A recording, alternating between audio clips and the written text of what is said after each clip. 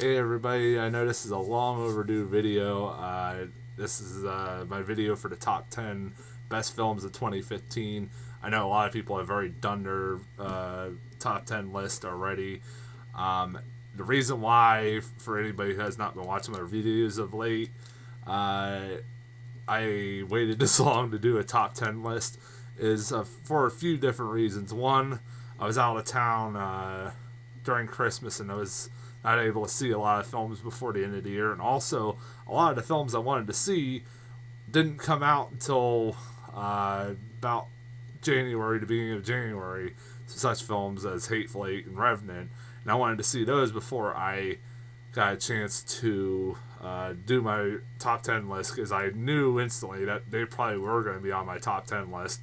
I didn't want to do it before or jump the gun and not see those films yet before I do it.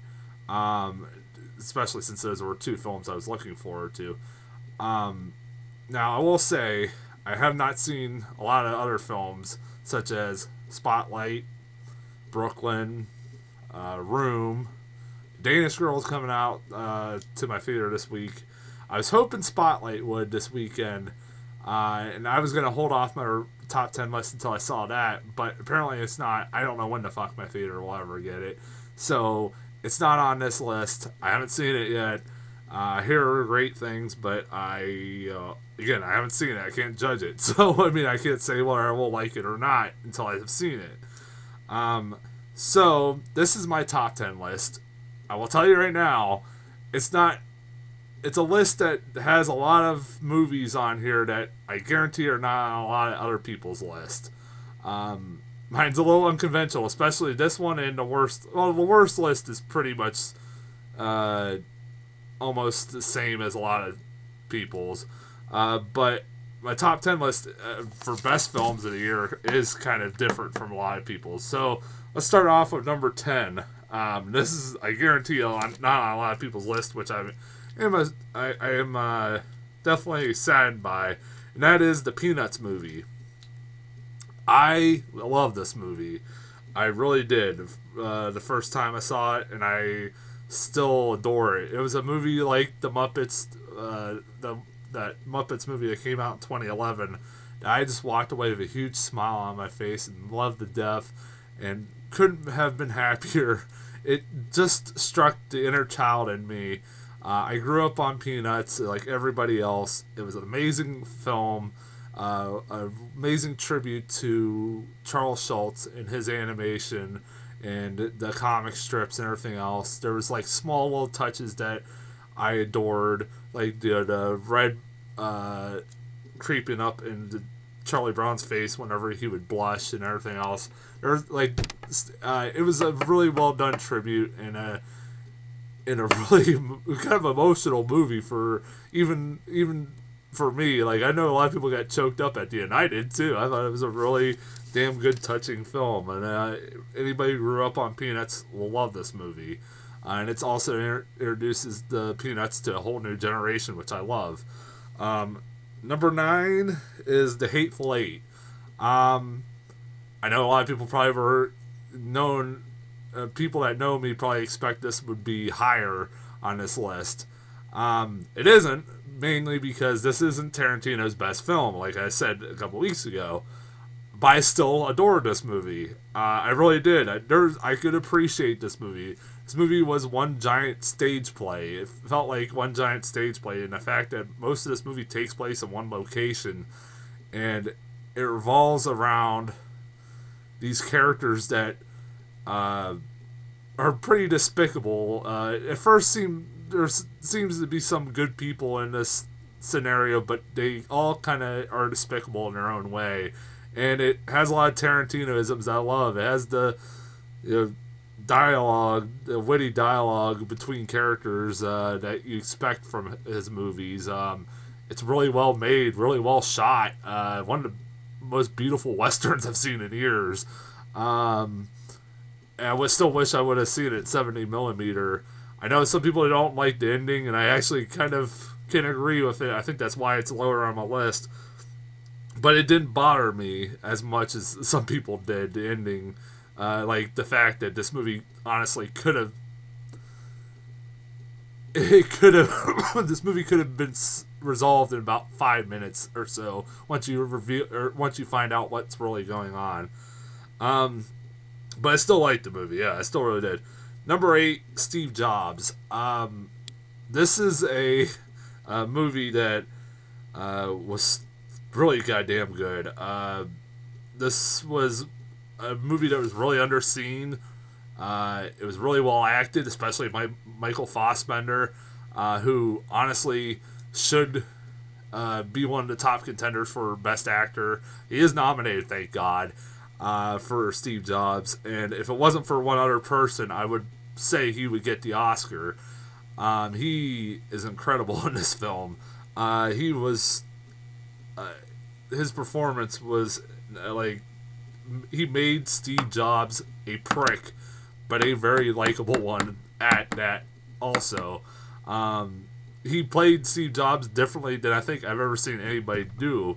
Like I said, he made him look like a prick. This movie didn't make him look like a flawless person because he really wasn't.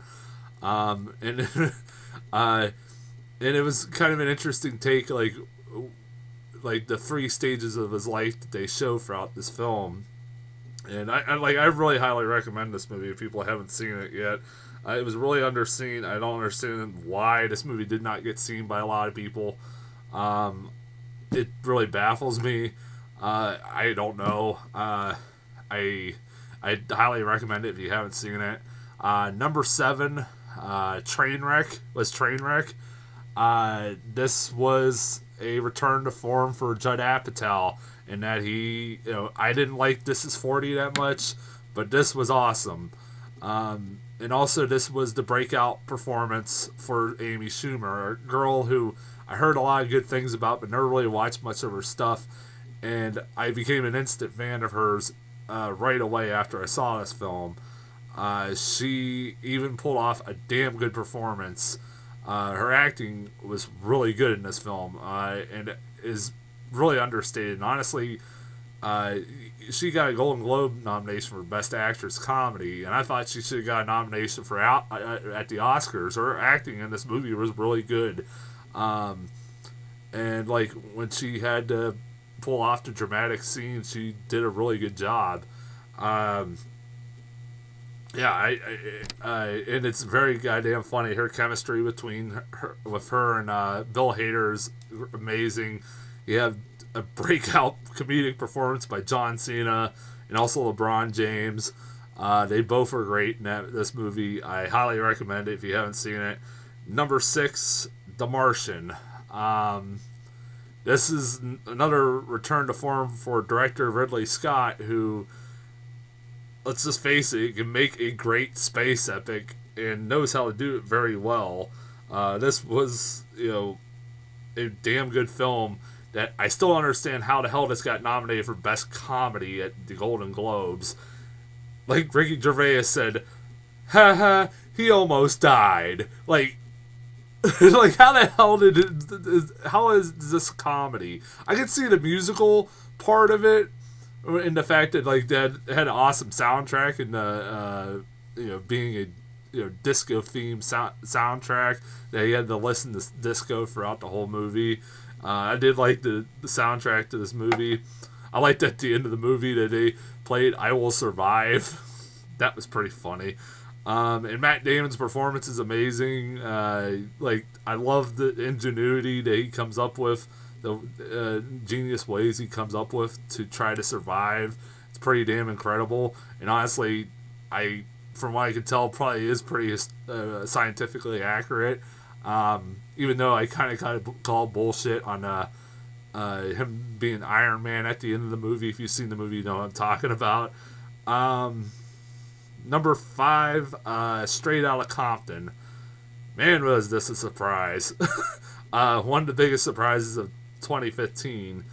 Yeah, this was a damn good film. And it's a damn shame that this didn't get more Oscar nominations. I heard a lot of people talk about a lot of people, African Americans, not get nominated for the big awards. I kind of agree. This should have got Best Picture nomination, and it should have got Best Director nomination.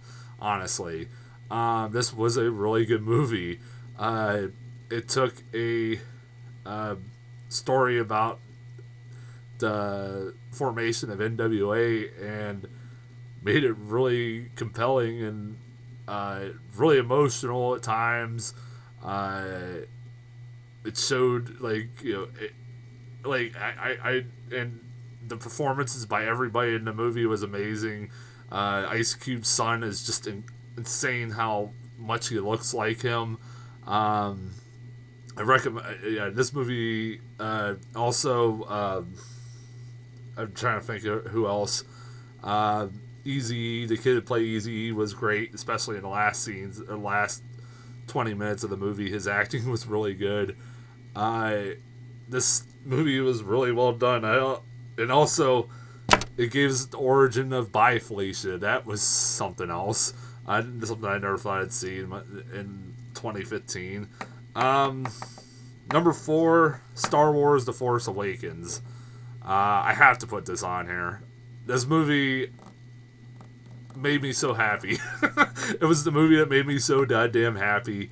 I know probably in some people's list this could be number 1.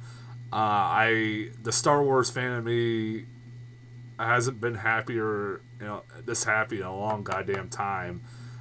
This movie was incredible from start to beginning. From the beginning, it had me from the opening scroll. It had amazing new characters in Rey and Finn, and I like Kylo Ren. I thought he was an awesome new villain. Some people didn't like him when he got his mask when he took his mask off. I thought he still was pretty awesome. It featured a damn good performance by Harrison Ford that honestly should have got some consideration Oscar time too. I heard some people say that too. I kind of believe that in the same boat in that he was pretty damn amazing in this film.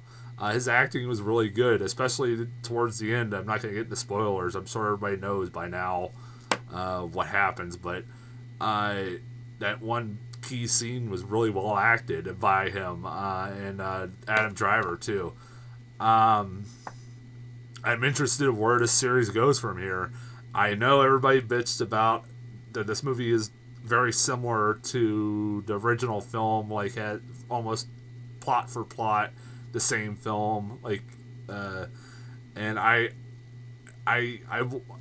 won't argue against that, but at the same time, I felt that it made enough changes that it didn't feel like the exact same film as the first film. And honestly, by the end of this film, I was interested in where this series was going from here. I really haven't been this excited for the future of Star Wars in a long damn time, so that should count for anything. Now, of course, when Episode 8 comes out, if it sucks, then maybe my opinions will change on this film. So I don't know. Number 3. Where's number 3? Number 3 is Inside Out. This was for a long time my number 1. Because this was just a damn good film. One of the most original kids films of the year. The best animated or most original films of the year was a kids film and a Pixar film at it. I know everybody's mentioned, well, this has been done before. Osmosis Jones and that weird TV show where a guy had thoughts in his head or whatever that no one ever heard of until somebody mentioned it after the movie came out. It's still a goddamn original idea. I'm sorry it is. I don't care. People, I love the fact that emotions have emotions. That's amazing. It makes my head explode almost. Like the fact that joy can feel sadness and sadness can feel joy, and it makes your head want to explode. But it's a really fun little film that has even little jokes that throwaway jokes that made me laugh really goddamn hard. Like that joke where they were talking about oh, this is your subconscious, and this is deja vu, and this is your consciousness, and this is deja vu. That joke made me laugh so goddamn hard. and it was a damn smart film. One of definitely the best animated film. I couldn't put Peanuts movie higher than this because this movie was better than this. The Peanuts movie. Yeah. Number 2, The Revenant. Yeah. This was easily one of the best films of the damn year, and it's probably gonna win the best picture. I hope so. This movie, god damn it, was one of the most intense films I've ever seen in a long damn time. The bear scene is insane. One of the only times I've heard people audibly yell the word fuck after a scene. It's gruesome. It's violent as hell. It's emotionally draining. You want to see this character. I was so emotionally invested in this film. My nerves were shot. I wanted to see this guy succeed. Leonardo DiCaprio should win the Oscar for Best Actor. It should be a foregone conclusion at this point. I hope he does. If he doesn't, god damn it, I don't know. I've lost all faith in the Oscars. God damn, Revenant was wanted. Man, such a well-made movie that had a lot of also I did something I didn't mention in my review. Had a lot of great single or one continuous shots throughout the movie. Like the opening shot of this movie was like one continuous take throughout most of it. There was a lot of it in this movie. Not as much as like the Birdman movie that he did last year, where it was all one continuous take, or was supposed to look like one continuous take. This one had a lot of that in this movie, and also this movie had used natural lighting, which was incredible. Made it look really incredible. Cinematography. This movie should win Best Cinematography easily come Oscar time. Before I get into my number 1, I want to mention that, as you can probably notice, there's only been 2 of the Best Picture nominations on my list. And that ended up being Revenant, and what was the other one? Martian. And that's it. I know a lot of people are going to give me shit for not putting Mad Max Fury Road. I know that's on like everybody's list. It's, I want to put it in like a what's the word? Kind of like a runner-up. I know a lot of people want to, it was close to being on my list. I wanted to put it on my list. It's a movie that I know, a lot of people love, but it was not my cup of tea as much as a lot of people. I still appreciate the hell out of the movie. I honestly would love to see it win Best Picture, because it's something that's you would never expect in a million years to win Best Picture, but I highly doubt it will.